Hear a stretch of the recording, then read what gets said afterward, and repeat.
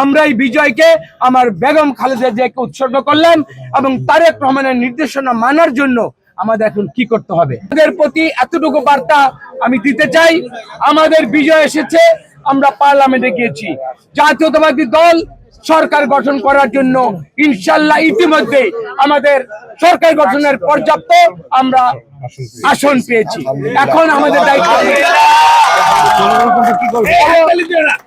এবং আজকে আপনাদের কাছে আমি ব্যর্থহীন কণ্ঠে বলি, আজকের এই বিজয়ের মধ্যে প্রথমেই আমাদের জননেত্রী বেগম খালেদা জিয়ার রুহের মাগফিরাত কামনা করছি এবং তার বিদেহী আত্মার আমি এতটুকু আল্লাহ যেন ওনাকে মাফ করে দেন এবং বেহেশত নসিব করেন, কারণ এই জাতীয়তাবাদী দলের এই নমিনেশন পাওয়ার ক্ষেত্রে আমাদের আদর্শিক যে মা, ওনার একটা প্রত্যক্ষ, ওনার একটা দোয়া ছিল। তারপর আমার পার্টির বর্তমান চেয়ারপারসন তারেক রহমান আজকেও নির্বাচনকালীন সময়ে উনি মুন্সিগঞ্জের এই 3 আসনের খবরের জন্য উনি আমাকে ফোন করে বর্তমান হালত জানতে চেয়েছিলেন। আমি আপনাদের এই যে ভালোবাসা এবং আপনাদের ঐকান্তিক প্রচেষ্টার উপর কিন্তু আমি ওনাকে কথা দিয়েছিলাম। তখন গ্লিটারের টুইন লেমন ও অ্যান্টিব্যাকটেরিয়াল ফর্মুলা বাসনকে চকচকে জীবাণুমুক্ত করে আমাদের দেয় গ্লিটার গ্যারান্টি। সময় হলো বিকেল 3:30। আমি বলেছি যে বিশ্বাস নিয়ে আপনি এবং ম্যাডাম দিয়েছে মুন্সিগঞ্জের 3 আসনের মানুষ, আপনার এই বিশ্বাসের জয় হিসাবে আমি আপনার সামনে ইনশাল্লাহ দাঁড়াবো। আপনারা এই জয়ের ভাগিদার।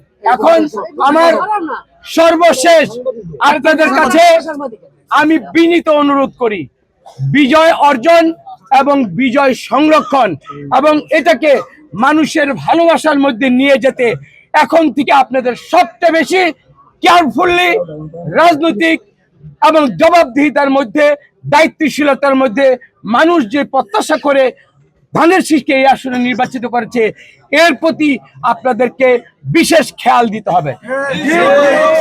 ইনশাআল্লাহ নির্বাচনী প্রচারণার মধ্যে আমি অনেকগুলো কথা বলেছি এবং এইখানে আপনাদের আরেকটু কথা আমি বলতে চাই, সামাজিক সোশ্যাল যে মিডিয়াতে আমার সময় অনেক বক্তব্য নিয়েছেন, আমি দ্ব্যর্থহীন কণ্ঠে প্রথম দিনই পুনর্ব্যক্ত করতে চাই এই মুন্সিগঞ্জ 3 আসনের কাছে যে আমার পথ চলা হবে তারেক রহমানের নির্দেশনায়, সততা এবং পরিশ্রম নির্ভর।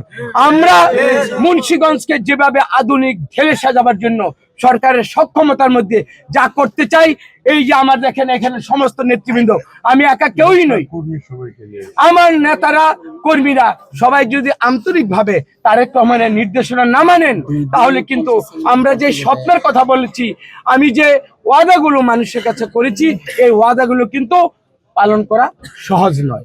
সুতরাং আমরা এই বিজয়কে আমার বেগম খালেদা জিয়াকে উৎসর্গ করলাম এবং তারেক রহমানের নির্দেশনা মানার জন্য আমাদের এখন কি করতে হবে।